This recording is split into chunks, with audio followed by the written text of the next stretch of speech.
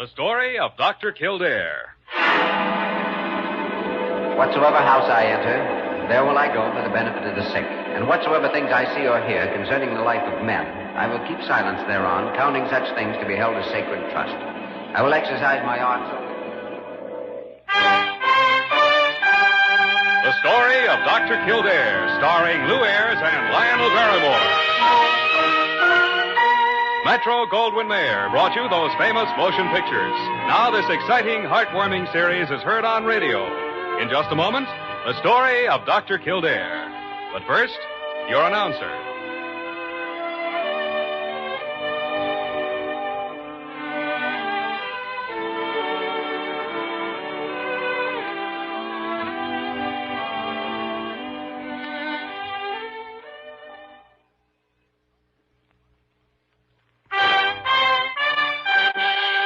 Now, the story of Dr. Kildare, starring Lou Ayres as Dr. Kildare and Lionel Barrymore as Dr. Gillespie.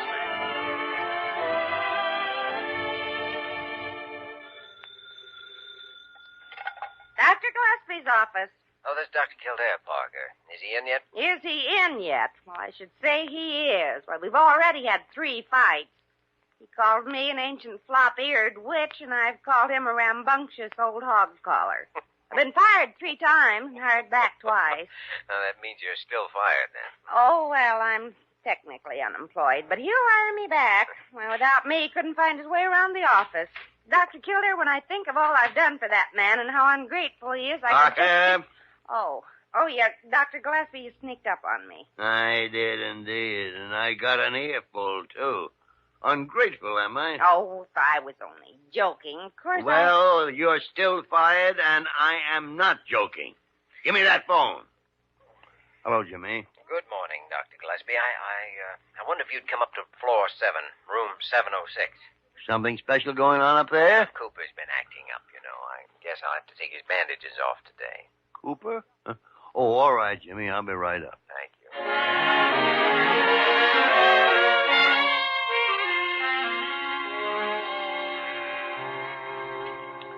Diana Verner's in there now, setting up a tray. Refresh my memory, Jimmy, will you please? How long has Cooper been in here?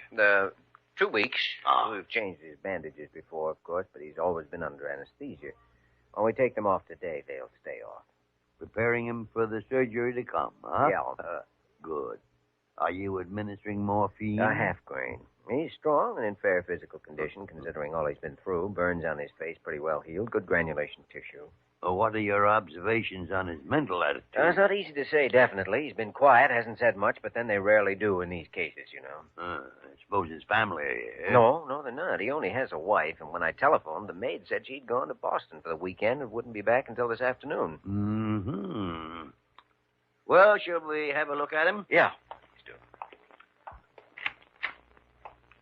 Everything's ready, Dr. Kildare. Good. His head is shot. Thanks, Diana. Morning, Dr. Gillespie. Diana? Well, how do you feel today, Mr. Cooper? Like an animal trap. Well, in a way, you're lucky, Mr. Cooper. Really? Yeah, comparatively. You should have seen what people with severe burns had to go through as little as 10 years ago. Scissors, Diana. Yes, Doctor. Bandages change every day. Now, just hold still. Great deal of surface infection and draining and pain. Can you sit up now? Sure. We've come a long way since then. What with sulfonamides and penicillin. You kind of got in on the lucky days of science. Sorry. I'll soak it loose. Here's the solution, Doctor. Say, I got it easy, huh? Well, no one with extensive burns has it easy. Yet it's better than it used to be by 1,000%. Thanks for your kind lecture, Doctor, but it didn't take. Huh. You guys are all the same. This'll only hurt a little, and then it tears the top of your head off. I'd appreciate it if you were a little more quiet, Mr. Cooper. If I was standing where you are, you were lying in this bed, I could tell you how easy it was and even believe it. You'll have to stop moving your head, or I can't be responsible for hurting you. Just get it over with, that's all. I'm down to the last layer of gauze. I'll give it a thorough soaking. Nurse. Yes, Doctor. Oh, just hold still for a minute and it'll be all over. Go ahead. There. You can rest now. I commend you, Mr. Cooper. You did better than most men. Oh, never mind the pep talk. Just turn your head, please. Very fine job. Very fine. Mr. Cooper, despite your antagonism, which is excusable from a man who's gone through your difficult medical experience, you should be grateful you've had a doctor of Kildare's competence. Give me a mirror or something so I can get a look at Or myself. perhaps we should wait until this afternoon when your wife can be here. My wife? That's a laugh. I want to look at myself now. Oh, Mr. Cooper, I advise against it at the moment. What's the matter? Am I so gruesome I'd scare myself? Of course not. It's just that burns, well, they do alter the skin surface somewhat, and I'd rather you tried to adjust yourself to it slowly. Something you're not telling me. Oh, don't put your hands to your face, please. It's my face, isn't it? Or is it? Are you going to get me a mirror? I'll tell you what, I'll bring one up this afternoon when we've contacted your wife. And Get me a mirror now. Oh, sir, help me. I'll climb out of this bed and find one myself. All right. Diana, can you locate one? I think so, Doctor. Mr. Cooper, did you think your face would be completely unscarred? After all, you can't crash land a burning airplane and then lie in the woods for a good many hours without medical attention and expect to come out of it looking like a matinee idol. Someone was just telling me all about the great things modern science did, wasn't he? I want to see for myself. But this is just the beginning. There's a lot of work yet to be done on you. Let me be the judge of that. Here's the mirror, Doctor. Thanks. Let me see it. All right, Mr. Cooper, but I have just one more thing to say. Now, remember, all we've done so far is to heal the wound. We haven't started any repair work at all. Reconstructive surgery can do a great deal for you. Let me see it. Here.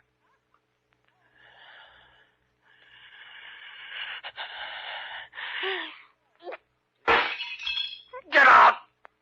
Go on, get out, all of you! Now, Mr. Cooper, Did please. you hear me? Go on, get out! Get out! Get out!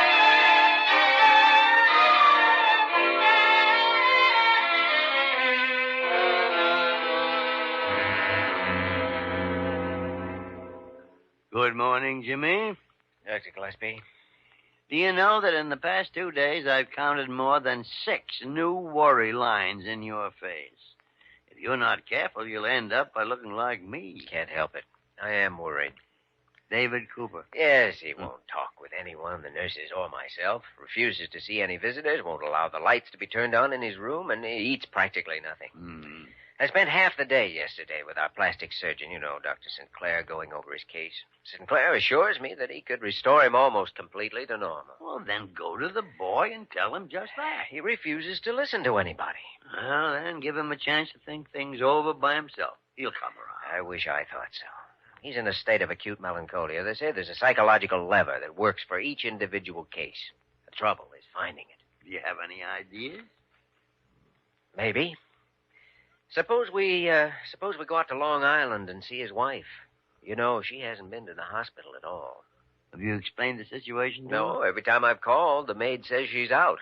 Well, a wife simply isn't out to her husband when he's sick and in trouble unless there's a darn good reason. And if Mrs. Cooper's reason is good enough to keep her away from this hospital, I don't think we should go tampering with it. You're absolutely right, Dr. Well- Gillespie, but I've got to treat my patient, and this may be the way to do it. Now, would you care to come? No, sir. The days of sticking my nose in other people's lives are over. All right, Dr. G. I'll see you later. Confound it. Handmade my hat and coat.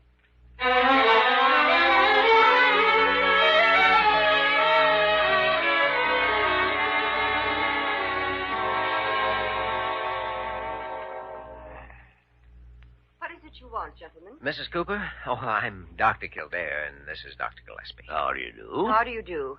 Didn't my maid explain to you that I was out? I'm afraid we had to insist. You see, Mrs. Cooper, Your husband is in a serious mental state. He was shocked at the condition of his face. He refuses any help. We thought you might be able to talk to him for us. David is quite old enough to take care of himself. Illness makes children out of all of us, you know. Surely you can't ignore your own husband at a time like this. I'm sorry for him. I'm as sorry as I can be that it happened. But he did this to himself. Just like everything he's ever done. He does it. I just stand by and watch. And then when he needs me, he starts crying. This time I'm not answering. But I think you're the only one who can do anything for him. Now, he needs someone to believe in him, to help him over the shock of what's happened. And if you love him, this is not too much for you to do. That's just it, Doctor. I don't love him. I did once, but not anymore. I'll tell you what's bothering David more than anything else in the world. He's lost his good looks. His looks were his life. He traded on them. He made money on them, and he broke hearts with them. Mine included. Maybe this will make a man of him. Oh, it won't make a man of him at all. No, it'll make a wreck of a man. Well, he asked for it.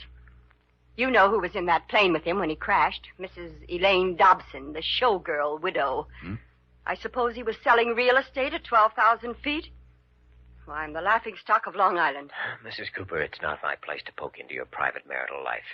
But out of common humanity, couldn't you come down to the hospital and do something? No, Dr. Kildare. I could not.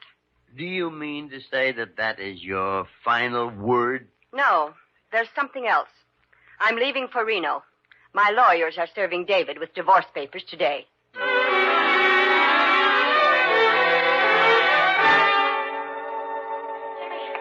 Jimmy. Yes? Oh, I'm glad you got back to the hospital. What's wrong, Diane? It's David Cooper. He just tried to kill himself.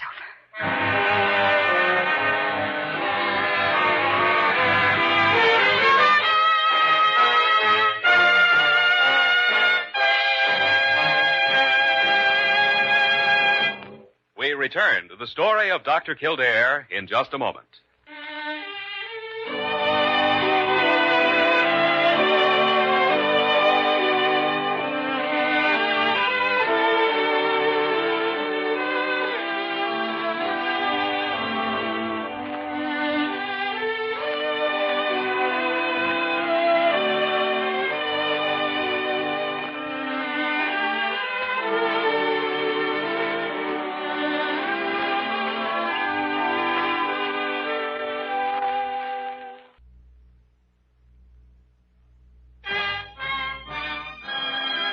Now we continue with the story of Dr. Kildare, starring Lou Ayres as Dr. Kildare and Lionel Barrymore as Dr. Gillespie.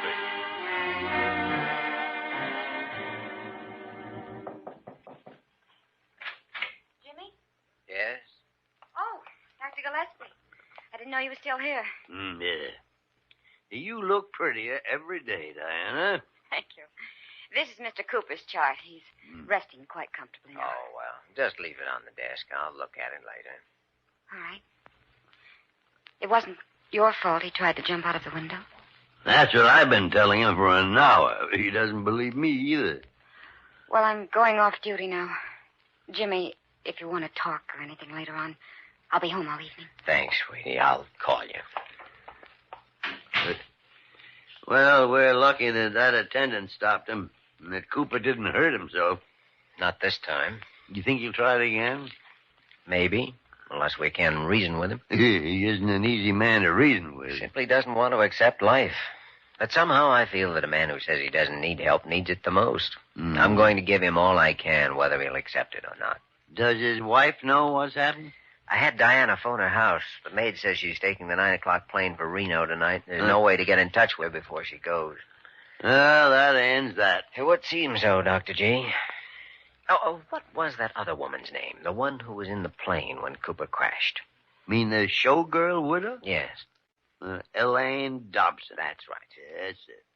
Surely you're not thinking... Oh, yes, I am. I'm going to get her on the phone and bring her up here to talk to Cooper if I can. Apparently, she's the woman we should have looked for in the first place. Well, see here, Jimmy. I think you're carrying things too far. A man's private life belongs to himself. Maybe, but from what I've heard, the names of David Cooper and this other woman who was with him were all in the papers. Yeah. I think that makes them rather public property. I'm not looking for scandal, Doctor. I'm looking for the key to this man's heart, so he'll want to live. Maybe it's Elaine Dobson, maybe it isn't. But I'm going to find out.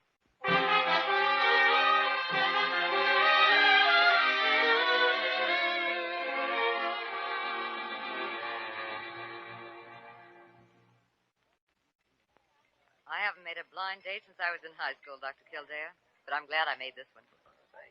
So you're David Cooper's doctor. How is he? Not very good right now, I'm afraid. Oh, that's too bad. Mm-hmm. I guess I was lucky. All I got out of that plane crash was sore feet walking around the mountains looking for help. Yes, I read all about that in the newspapers. You haven't been in to see him at the hospital, have you? No. Should I? He might appreciate a little visit from you. He didn't ask you to call me. What's on your mind, Doctor? Oh, Mr. Cooper's burns are very serious. All things considered, he's recovered very well up until a couple of days ago. But when he saw the damage done to his face, he became absolutely unapproachable. Today, he even attempted suicide. Oh, no. We expected an emotional shock, but this threw us, frankly. If someone he knows and loves could just spend some time with him, I know he'd listen to reason. And you read the papers, and you think I might be that someone? Yes, I do. Well? Got a light? Oh, sure. Thanks. Doctor, you got a bum steer. There's nothing between David Cooper and myself. There's only one woman for him, and that's his wife, Jean. But I talked to her, and she said No matter what she said or he said, I know. Look, I saw him a lot. I'm sort of in the real estate business, too. But he was always business with me. And believe me, that means he was all business with every other woman. You don't sound like the kind of a person I was supposed to be talking with. You mean I don't sound like the other woman? Well, I'm not the other woman, and no credit to me. That isn't quite the way I understood it. Oh, I'm in love with him, all right. I'd take that guy in a minute if I could get him, but I can't. Nobody can. She's got him, and she'll always have him. Mrs. Cooper's planning on divorcing him right now. I know, I heard about that. Even at that, she'll still have him. Know what I mean? Yes, I think so. But she doesn't know that. No, she's always been too busy with bridge clubs and cocktail parties to know he's been around loving her the way he does. Not that he's been a saint, but I tried, Dr. Kildare, and I'm a girl who doesn't miss very often. No, I don't think you do, Mrs. Dobson. Well, you were awfully decent to meet me and talk the way you have. I like you, Elaine Dobson. Thanks, Doctor. You're all right yourself. I wish I could help out. I'd give anything to be the one to go in that hospital room and talk to him. But I'm just not your girl. Maybe you can still help, though. Would you be willing to go to Mrs. Cooper and tell her what you've told me? Me? Go to her? That's a switch. Would you? Well, you stuck your neck out, and I'd be sticking my neck out, but if it'd help, yes. Good girl.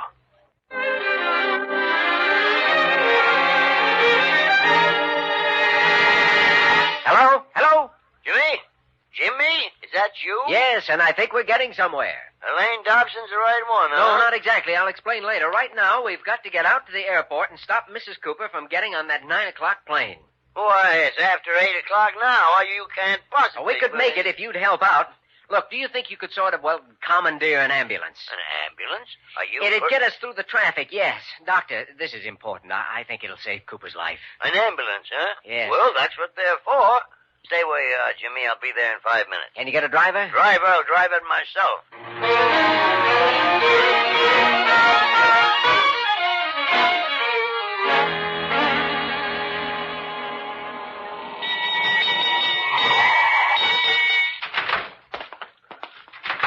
4 minutes to 9. Phew, I hope we can find him. I'll wait here. You two go ahead. And good luck. Thanks. I'm with you, Jimmy. Oh, where in tarnation? Flight 37 to Chicago, Salt Lake, Reno, San Francisco. Passengers will please board at gate 5. 37. That must be her flight. Jimmy. Isn't that her walking up the ramp Where? there? Where? In the brown suit. Oh, that's her. Come on. Oh, Miss Cooper. Mrs. Cooper. We almost missed you. Why, Dr. Kildare. Dr. Gillespie. So we got to talk to you. Well, I'm sorry, but I haven't time. My plane is just about to leave. You must listen to us. I can't, I tell you. Mrs. Cooper, when your husband received your divorce papers today, he tried to commit suicide. Oh, David. Oh, no. He seriously needs someone. Now, we're here to ask you to come back and help him. Oh, I want to, but David doesn't need me. There's someone else. I know. You mean Elaine Dobson, but you're wrong about that. Oh, Dr. Kildare, you just don't know anything about Oh, it. yes, I do, now. And Mrs. Dobson's waiting outside to talk to you, if you don't believe me. She's here. She came here to see me. Yes, just to tell you how much your husband does need you. Well, will you come with me? Will you come talk to her, Mrs. Cooper?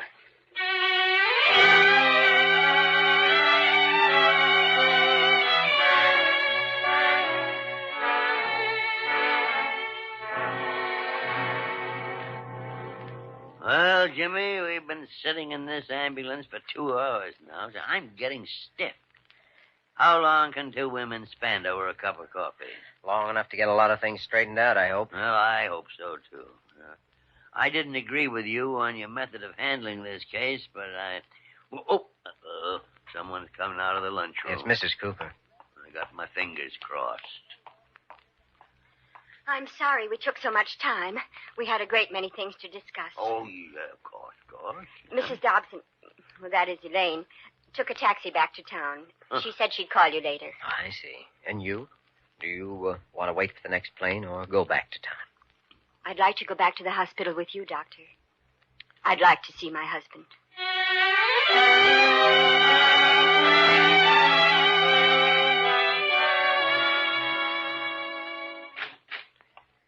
Well, Mrs. Cooper? Doctor, David said that he'd like to talk to you for a moment. Oh, all right. Thank you. Oh, no. None of that now. None of that. What? I've been so wrong about so many things. Oh, well, everybody makes mistakes, you know. Misunderstanding seems to be the keynote in this day and age. All these years, I've been thinking that David was interested in other women, that he didn't love me. It's funny, isn't it? It took another woman to tell me the truth. And you know how much he really needs you, and how much you need him. Yes, Doctor. Thanks to you, and Dr. Kildare, and Elaine Dobson. And you told him that just now? Yes. Well, that's nothing to cry about. Well, Mrs. Cooper, I have some good news for you, and for you too, Dr. Gillespie. Huh? Our patient wants Dr. Sinclair to start surgery as soon as possible. Oh, thank heaven. Thank heaven. You see, there's nothing to cry about now. Wouldn't that be your opinion, Doctor? Exactly my opinion, Doctor. Yeah. Exactly.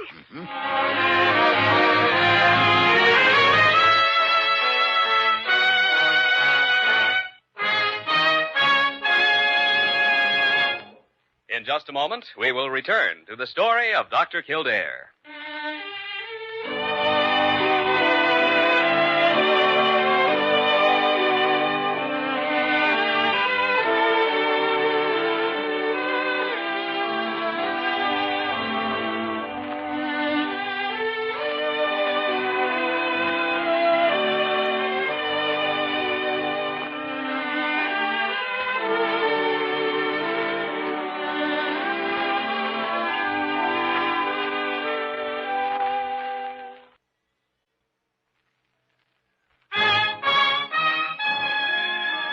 Now, once again, the story of Dr. Kildare, starring Lou Ayres as Dr. Kildare and Lionel Barrymore as Dr. Gillespie. No, Dr. Carew. Yes, Dr. Carew. I know you're the head of this hospital. Yes. Well, I'll tell him as soon as he comes in. Dr. Gillespie, you're going to have to talk with him sometime. Well, I don't want to talk to him now. Just keep on telling him I'm out. What's all this business about you stealing an ambulance? All right. You got yourself in trouble. You won't even tell me about it. I give up. I won't even try to help you. You never helped me in your life. Oh. Screw. I'm out. Dr. Gillespie, don't you dare hide under that desk. Anybody home? Oh, Dr. Kildare, he's home, yes. Jimmy, come on in. Come in. Quickly shut the door. He's gone insane, Dr. Kildare. Absolutely off his noodle. Go on with you. I'm just wary of traitors who work on the inside. Jimmy, Carew's all fired up about this ambulance. Well, I guess I'm guilty along with him. You, Dr. Kildare. It was in line of duty. I'll swear to it on a stack of lab reports. And in this case, it saved a man's life. Well, just the same as if we'd picked him up on an accident emergency call. All right. I'll cover for you. Dr. Carew calls again. I'll slip him an alibi. Well, now, Parker, that's nice of you. And in view of circumstances, you can forget that I fired you this morning. You wouldn't dare fire me. Hmm? I know too much. Well, maybe you're right at that. Dr. Kildare, how would you like a little golf this afternoon? Why, I'd be delighted, Dr. G. So would I. Now that we've got that one out of our systems, let's get to work on the next case.